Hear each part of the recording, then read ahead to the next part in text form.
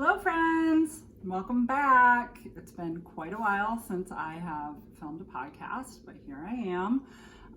Today I'm going to share with you a whole parade of finished objects because we've got quite a few. I'm not going to go over my whips today and my knitting dreams. We'll save that for the next episode. I have a lot of knitting dreams, so there's a lot to talk about. Today I'm going to start off with what I'm wearing.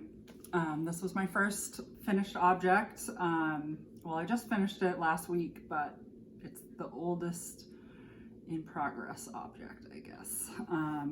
This is the Garter Marler by Stephen West. I used all scrap yarn, fingering weight scrap yarn for the body of the sweater. And I'm really happy with how it came out. It grew a little more than I would have liked in blocking, so I think I might even make it again and make it a little shorter. It was a really enjoyable pattern to make because it's garter. You're just knitting and knitting and knitting and knitting. The sleeves are garter in the round, so there is some purling. You could always knit them flat if that bothered you. I don't really mind purling for a sleeve, so it was fine. The buttons on this beautiful cardigan are from Katrinkles. Katie of Katrinkles did a exclusive button for her Vogue show, and they were so popular that she did a pre-sale release for them after the show, so I was lucky enough to get some of those. They have rainbow glitter in them, and they're perfect for this sweater. As far as the stats, I made a size 3. I believed I used the needle that it called for, but I didn't check, I'm sorry. I made the size 3. It fits really well, no complaints. Again, it grew a little bit, but garter, and especially with superwash yarns, garter grows. So next time I will just crop it and see where that takes me. All right, I am gonna take the sweater off because it is quite warm in my house right now. It's like the most beautiful fall day today. I would say it's nearing 70s already, and it's only 10 a.m. so it's gonna be a nice day. My second FO was a dream in my last video. It was a future knitting dream, and I made this dream a reality.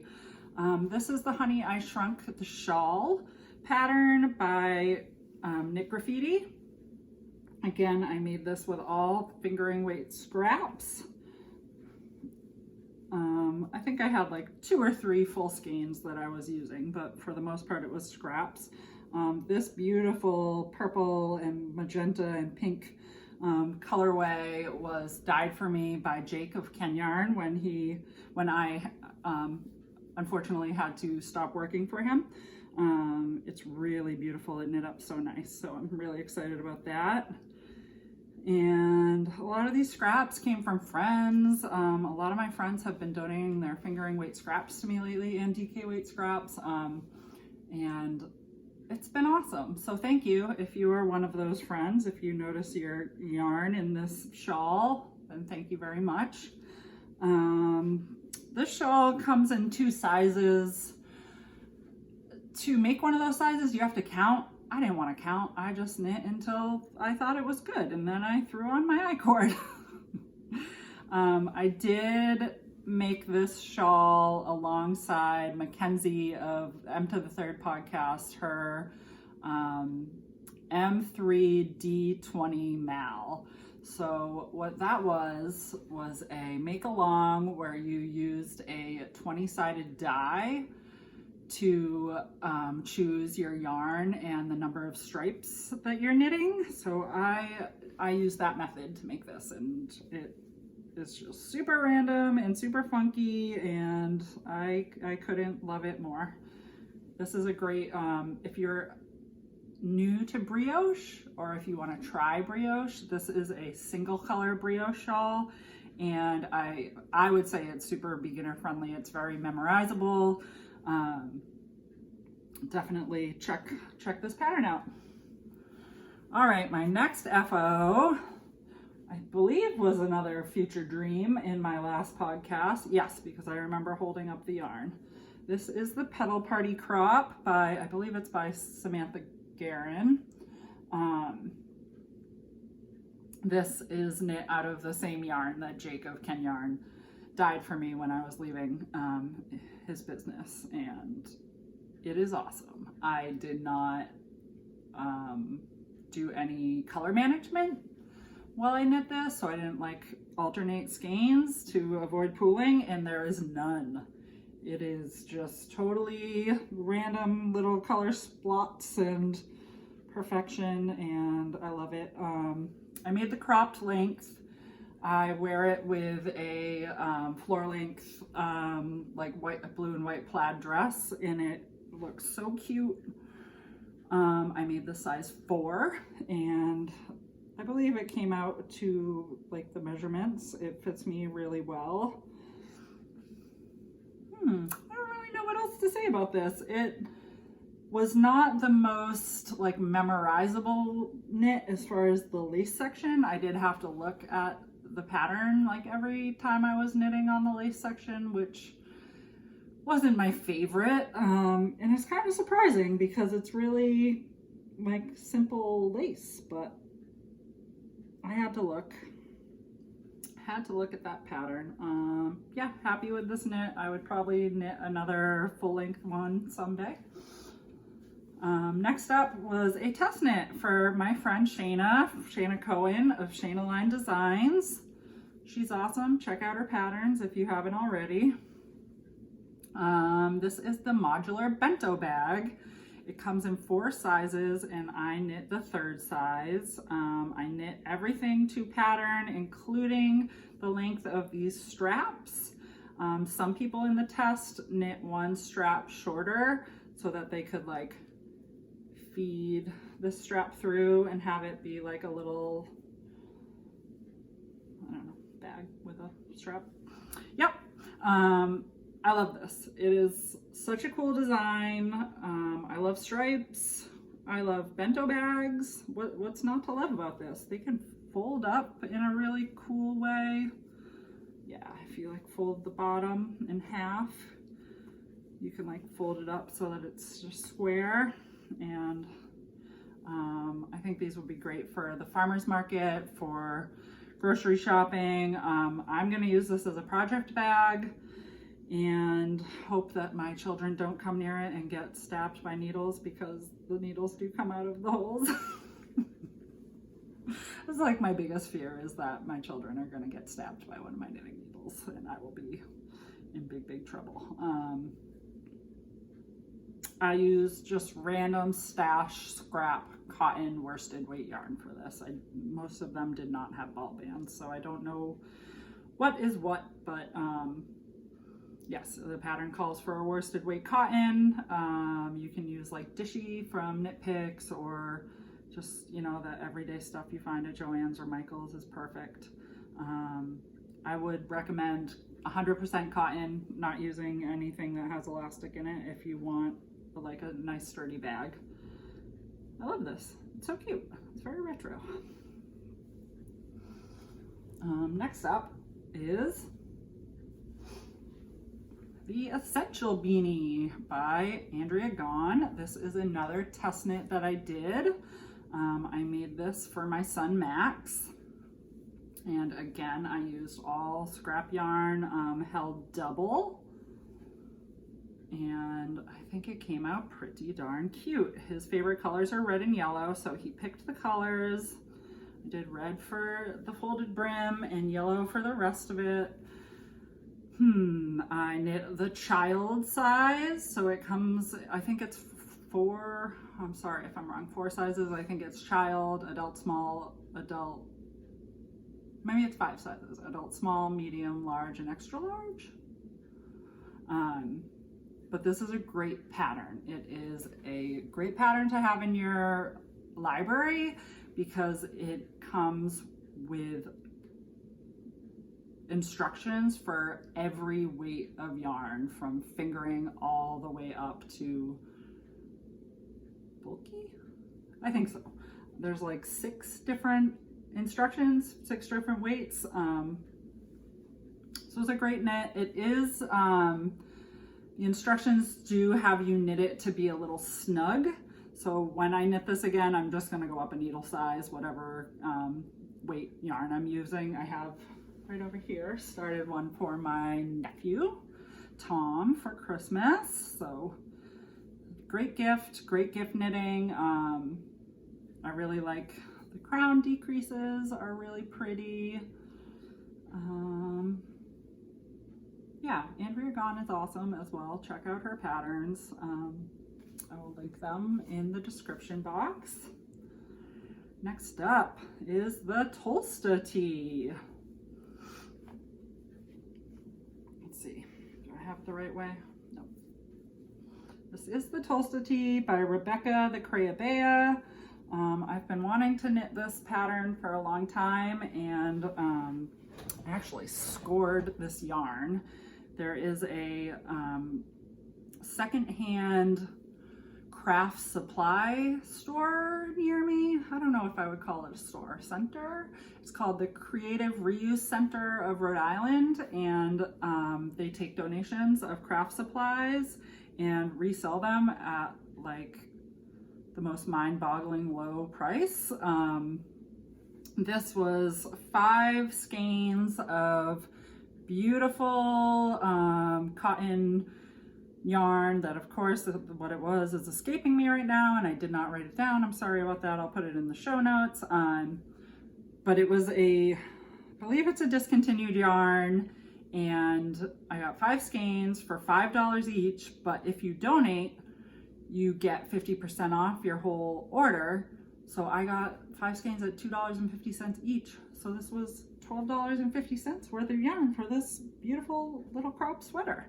I did have to make it crop because that's all I had for yarn. I did look for yarn on Ravelry and on some like de-stash groups, and I couldn't find any more. So cropped it was.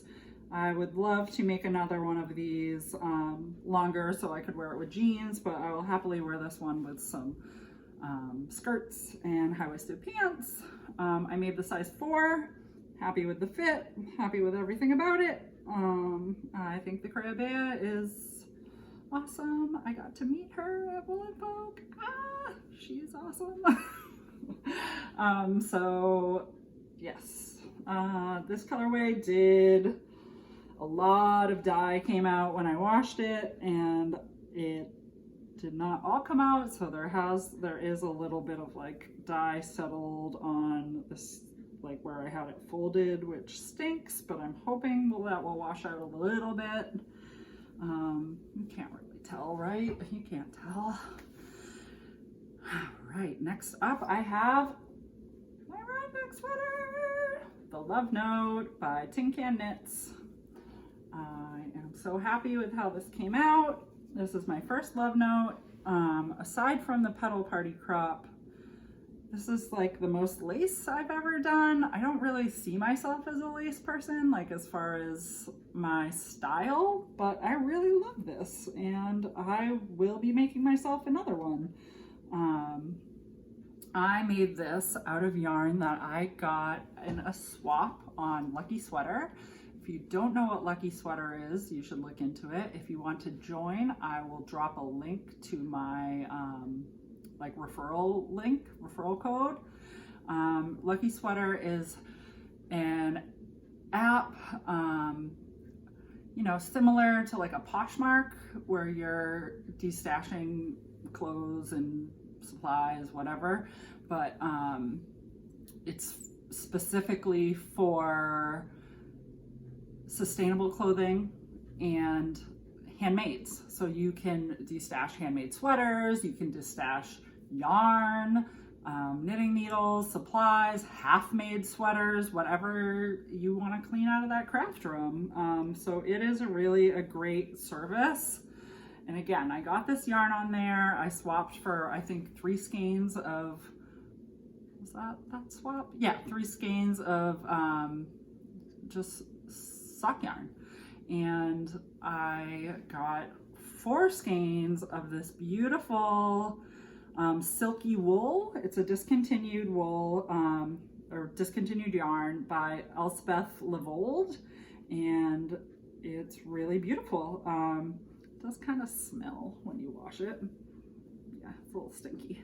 But anyways, I knit this alongside Professor Pearl's Love Note Love KAL, and I was really inspired by her KAL to knit this in the first place. I don't know that I would have knit this without like having a KAL to knit along with. So thank you to Professor Pearl. Her YouTube channel is Profpurl, Profpurl. I made the size large, totally happy with the sizing, with the fit. My only complaint is that the neckline is tight. I did what the pattern says. I cast on with a, can't think of words right now. I cast on with a, like the temporary cast on, whatever it's called. And then I went back later, picked up the stitches. I did knit 2 extra rows before doing my rib, and then I bound off with a larger needle in pattern, and there's just no stretch to it. So I think when I make this again, I will just bind on with a long tail cast on, or sorry, cast on with a long tail cast on, and knit the ribbing and then go straight into the sweater and not do the stitches on hold. Got some grass on here.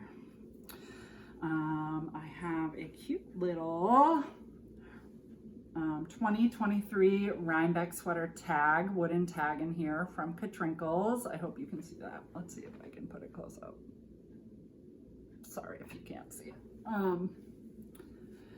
This was my Rhinebeck sweater. I wore it with a red linen dress and some black leggings and some red stripy socks and my boots, and it was a very cute outfit. I got some compliments, which was very sweet. I will be making 3 of these this winter or fall winter, for 2 for my 2 nieces. I bought the yarn yesterday. I'm going to be using Remix Light for those. They picked out the colors, which is super cute. One picked out like this periwinkle color and the other like this birch white. So I'm very excited to make those, and those I will knit up in no time because they are 7 and 11, so they'll be nice smaller sizes. 8 and 11? Oh, I'm being a bad auntie. And then I'm going to make another one for my best friend for her birthday, which is December 11th. And I bought some Miss Babs yarn for that. I bought like a thin fingering weight, so I need to find something to pair with it, either like a Surrey or a fingering weight to pair with it. And that's very exciting that I'm going to be knitting those as part of this KAL, Professor Pearl's KAL. So that'll be fun, and that will pretty much be my late fall, early winter knitting this year, which is exciting. I have to turn my page. Okay, next up I have a hat that I knit for my son Ren. This is the Musselburgh hat by Ysolda Teague. I believe this is my 3rd Musselburgh. I made this completely out of scraps that my friend Coral gave me. Coral has a YouTube channel and I'm blanking on the name of it. Sorry, Coral, but I will throw that in the show notes as well. She moved to Ohio and gave me like all of her fingering weight scraps, which was like the biggest blessing ever. So I've been adding those to my Battenberg blanket, doing other projects with them. I gave some to my mom to make a Musselburgh out of, and it's been awesome. So I made this, I thought I made it to pattern. I measured, I haven't blocked it yet, but it's kind of small. I made the adult medium, and like there really isn't like enough length to like roll it, so I guess he's just gonna have to wear it like without a doubled brim, which is fine, but I like the look of the doubled brim. I thought I knit it to the same size I knit mine, but I guess not.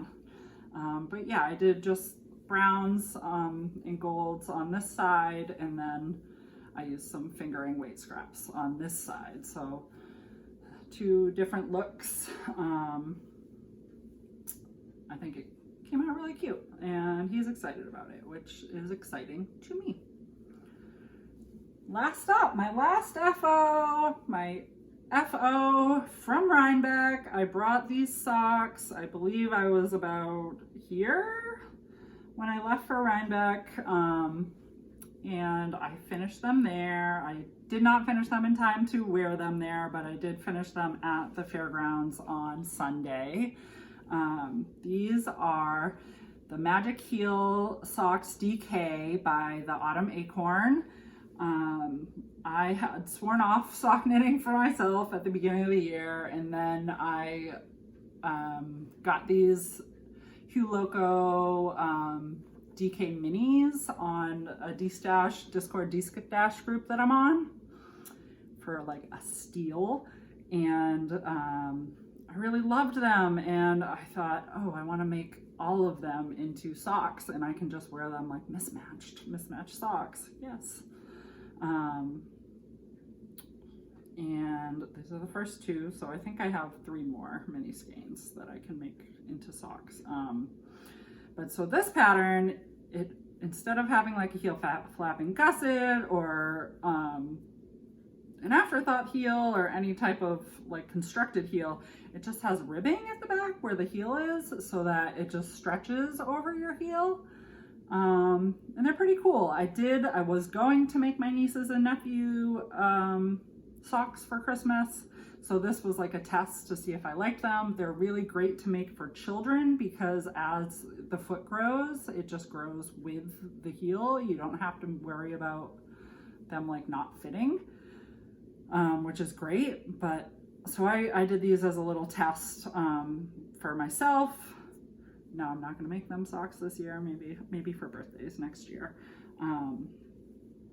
But I love them, and I wore them yesterday around the house, and they were super cozy, super warm. I did at Wool & Folk and Rhinebeck buy some DK weight yarn that has nylon in it, so it'll be a little bit like better, hardier of a sock yarn. These are 100% superwash wool, I believe. Yes, I looked up at her website.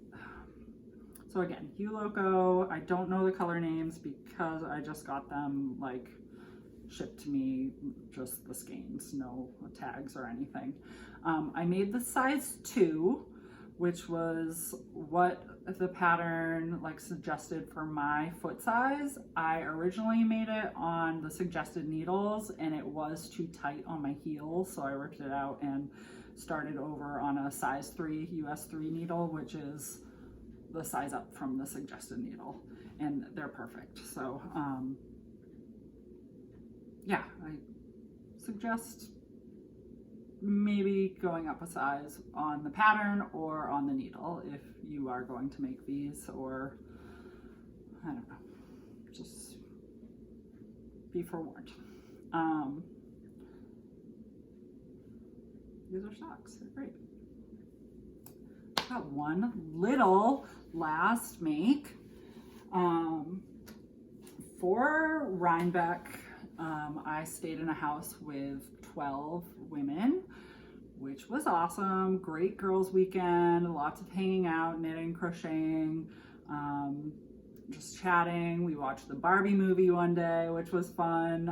We had a huge table of charcuterie one night, and wine and beer, and it was really a great experience. And I think all of my roommates, or most of my roommates, someone had talked about bringing a gift, and I was like, oh, I want to make a gift. I want to make a roomie gift. So I ended up making project bags for all my roomies, and I believe everyone brought gifts, which was amazing. Like, I barely even had to go to Rhinebeck at the end of the day because I had so many great like little notions and bags and everything for my roomies, so that was great. But yes, I made these project bags. This is the one I made myself. Look at this cutie. She's so cute, just hanging out knitting with her weirdo cat and her little ghost friends. I had asked the roommates if they wanted fall, Halloween, Christmas, or Hanukkah bags, and almost everyone said fall except for Rachel, who I made a great Halloween bag for. I hope she loves it. But yes, I made myself this Halloween bag. It's got this great lining fabric that's like donuts and poisonous candy apples. And sorry, I've got some trinkets in there making noise. And I have this leather that I used for the straps that is was given to me by Claudia Mills when I used to work for Claudia Mills Rugs. Claudia Mills Weaver? I don't know. I worked for a rug weaver out of college, and she didn't need all this like beautiful, not like luminescent mauve. I have mauve and brown leather. So I've been using it for bag straps, and it's a great money saver because bag strap like ribbon is expensive. I got some at the Creative Reuse Center that I can use as well, but I've been using up this leather. Everyone loved it. They loved how it like actually stays closed because, you know, the leather has a little bit of like sticky tackiness to it. And I'm gonna try to get some pictures of the other roommates' bags so I can put them at the end of this video. And yeah, so that's my makes, and I've been hinting at it, but now I will chat about my weekend a little bit. I went to upstate New York for the New York Sheep and Wool Festival, as well as the Wool and Folk event. I stayed with 12 women. I drove up with my friends Jen and Alicia, which was super fun. And we got up Thursday night. We left around 5 on Thursday. Jen was working, so we left around 5 and got up there around 9. We just hung out, knit for a little bit, went to bed. Then in the morning, we got up and got up pretty early. No, I slept till 7:30 that day. It was very exciting. I slept till 7:30. We got up, we had like bagels and breakfast, knit, hung out, got ready for the day, and then we headed into, I forget what town Wool and Folk was in. Was it in Socrates? Headed over to Wool and Folk about an hour early. It was raining, it was like downpouring, and we just figured we would like hunker down at a coffee shop, get a good parking spot, and just wait for the event to start, which is exactly what we did. We ended up finding a great parking spot just down the street, maybe a quarter mile from the Wool and Folk event. And we went into the coffee shop, which was attached to the event hall, whatever you call it, space. And it was mobbed. Luckily, Lori and Justine from the Skein Scoop podcast were there, our friends from KenYarn store, and Dawn and Sam, and we hung out with them, so we were able to kind of like meld onto their table. It was a lot of us. I felt kind of bad, but also like we weren't really in the way. So we hung out, we had coffee, and some food, and then we went to Wool and Folk, and it was a disaster, just like everyone on the internet has been saying. It was crowded, it downpouring, and some of the vendors were outside when they had been told that they would be inside. There was loss of product. Some of my friends had gone into one booth and the yarn was just soaking wet. You know, I saw one booth where there was a bag maker, someone dropped a bag on the floor and it got all dirty and wet, and you know, it's just like, what are you gonna do? It was an accessibility nightmare, and I did see plenty of people both in wheelchairs and on scooters that were having a hard time getting around. it was really unfortunate. I was trying to shop for a sweater quantity of yarn, and I had wanted to shop there because I want to, you know, patron a smaller business, and I couldn't see. It was so dark, you couldn't see the yarn, especially outside in the tents. There was not proper lighting. It was really an unfortunate event. Plus side, I got to meet some people. I met a friend, Val, who also test knits for Gaughan. I got to meet Rebecca, the CreaBea, which was awesome. I was looking for her new cardigan that was just released in Pom Pom magazine, and she didn't even know where it was because there was like no map to where the vendors were. So unfortunately I didn't get to see that cardigan. I do want to make it, so I'm just gonna have to trust. I want to make like 4 of her designs, like for real. It's gonna be a lot of knitting this winter. Who else did I meet there? I saw Jake from KenYarn, which was nice to catch up with him. Yeah, I don't remember. But we, as a group, decided to get out of there pretty early. I believe we left around like 1:32, headed back to the house, watched the Barbie movie, knit, shared our purchases, and then around 5:36, I made charcuterie with a few of the other girls helped out. Kate had brought some stuff because she is gluten-free and cow's milk free. So she had brought some delicious like sheep's milk cheeses. Sorry, hold on. And goat cheeses, but we like filled a table with charcuterie, which was beautiful. Kate made a salami rose for my plate, which was awesome. At work, one of my coworkers had done a board. I work at Trader Joe's, in case you don't know that. I work at Trader Joe's. We eat a lot of charcuterie, cheese, snacks all the time. It's awesome. But one of my coworkers had done a board with cantaloupe, prosciutto, mozzarella pearls, mint, which you need the mint, it makes it pop, and balsamic glaze. And it's so good. So I did that for a board, and everybody loved that. Yeah, so we just hung out all night and knit. I did a lot of knitting on my socks, which was great. And then the next morning we got up early. I woke up at like 6, which was unfortunate, but we got up and hit the fairgrounds. We were there by about 9:10. There was no traffic. Parking was easy. We parked like in like the back lot by the food vendors, and it was awesome.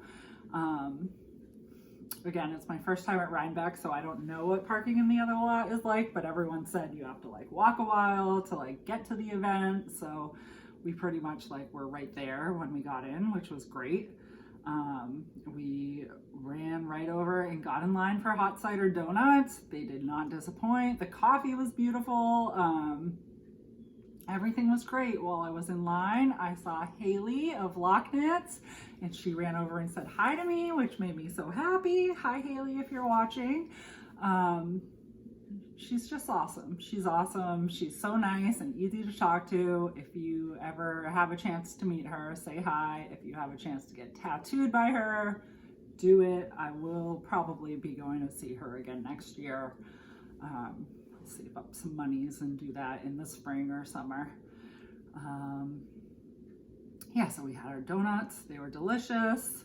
And then I cut off from the group to go meet up with Lindsay Deegan's Knit Club, which was great. I saw a friend, Erin, who I hadn't seen in a very long time, who is part of Knit Club, and I got to meet his partner, Vanessa, who's very sweet. I got to meet Lavanya Patricelli, which was awesome. She is beautiful, and she was so nice. She was like so cool that I was like, I can't even ask you to take a picture because you're too cool. I'm such a nerd. But it was really great. So they had bingo cards that they gave out. So I got to do Rhinebeck bingo this weekend. I did get a bingo, so winner. Yep, so that was great. After that, I just walked around by myself, did some shopping. I found a sweater's quantity of yarn pretty soon on. I got looped yarn, the yin yang yarns. I got a like neon yellowy green and gray skeins to make the coloring book sweater. I think that's what it's called. I'll share a video of what I got at Rhinebeck at the end so you can see. And we had lunch. I met back up with everyone. We had lunch and I had falafel.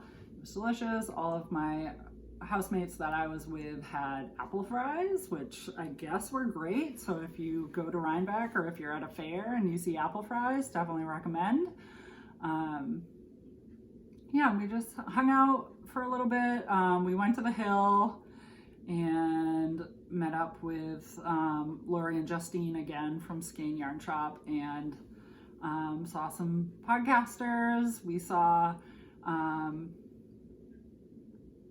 Nitty Natty, which was great. I got to say hi to Nitty Natty. We saw Ray and Kevin of not We Share Needles, of Needles at the Ready.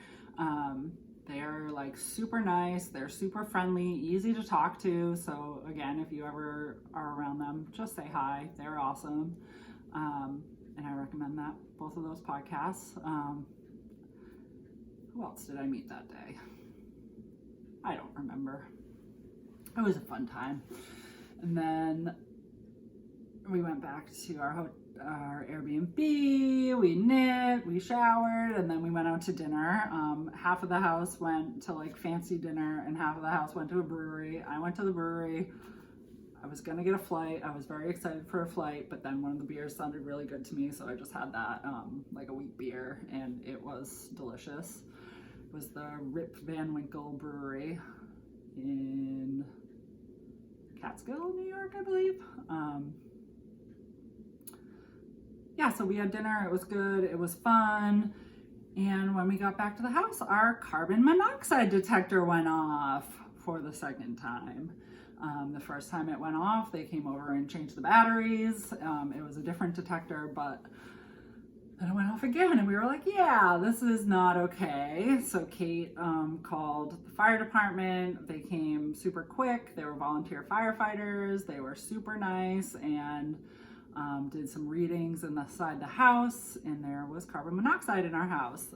The reading on the upper level was a 6, which like is not great, but it is not like that harmful. And then they got into the basement and it was 150 and rising. So we had to evacuate our Airbnb at 11:30 at night on Saturday.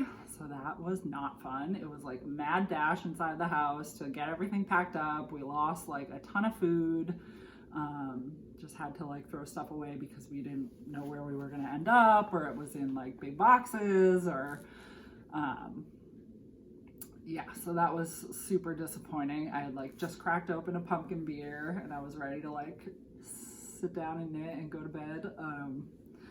And yeah, we had to evacuate, and we ended up, 3 girls went home. They had all driven up together and they just were like done with it. So they went home, and the rest of us ended up at a Best Western Plus, closer to Rhinebeck. It was like 20 minutes from the fairgrounds.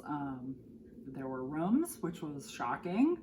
The internet said it was going to be $177 to stay there, and when we got there it was $360 a room, so that was crazy. I shared a room with Jen, and we are all hoping, like praying, that Airbnb will cover that cost, since it was, you know, we were supposed to be staying in their Airbnb. We do know that Airbnb will be refunding our like rental fee, which is great. So we'll get that back to help cover the cost of the hotel if we don't get that refunded, which I think we will. You know, this is why there's like insurance on Airbnb and stuff. But that was cuckoo. That was cuckoo bananas. But we were all fine. No one was harmed. We were alive. There was a ghost in our house that tried to warn us, but we didn't listen to her. So next time there's a ghost in your house who calls the landlord and tells them to come look at the heat, listen to her. Megan was our ghost. Yeah, so we headed back to the fairgrounds the next morning. Me and Jen had pretty much like the same list of stuff we wanted to see. We were going to the same places, so we just stayed together and meandered through the booths. I bought a yarn baby, which I'm very excited about. It's like a tweedy, like big 800 yard skate of fingering weight that's called Monster Mash. So it's all like murky greens and purples and browns, and I'm really excited about it. I think I'm going to make a ranunculus with it. And I bought a project bag, which I'm excited about. I got matching sheep shirts for me and the boys from Matterroot. I'm really, really, really excited about those. I should be wearing it right now. That was a fail. Yeah, so that was pretty much our day. We grabbed cider donuts, knit for maybe like an hour. In Cider Donut line, I ran into some internet friends, Bee of Maker Bee and, oh, just blanking on your name, Soft Adornments podcast. I saw them and they introduced me to one of their friends who lives in Providence who is a knitter, so that was awesome. I hope that they become a real friend, a knitting friend. That would be great.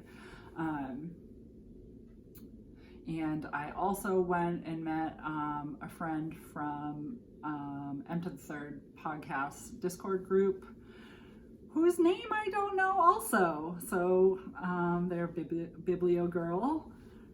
Don't know their actual name. I should ask. But I met them and that was great.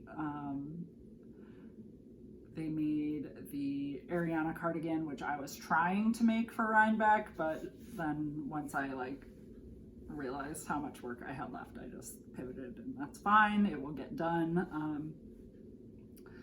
But yeah, then we took off. We left around 2:30. The ride home was beautiful. We had driven up in the dark, so driving back in the day was awesome. We went on the, what is it called? The Tectonic Parkway? I don't remember.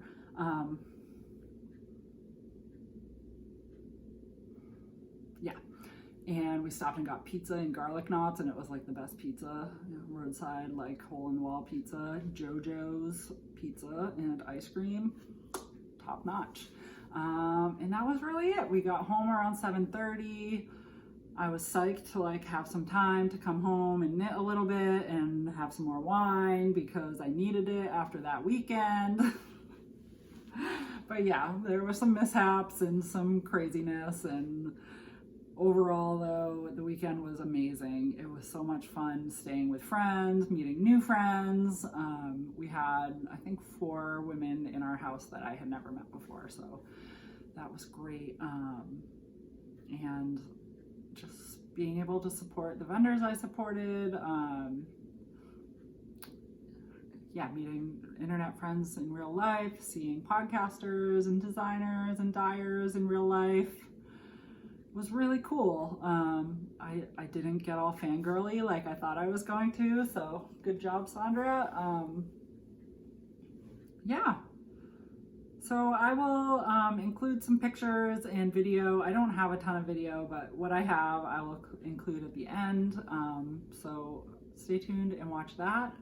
I didn't do a great job at introducing myself in the beginning. I am Sondra. Hello.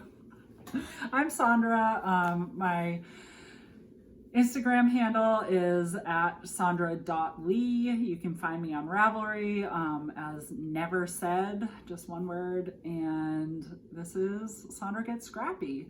I hope you enjoyed this podcast. Please come back, follow me online. You can also find me on Instagram as sondra.gets.scrappy. for my like show Instagram page. It was really great to sit down and talk with you today. So I hope to see you again soon. Bye.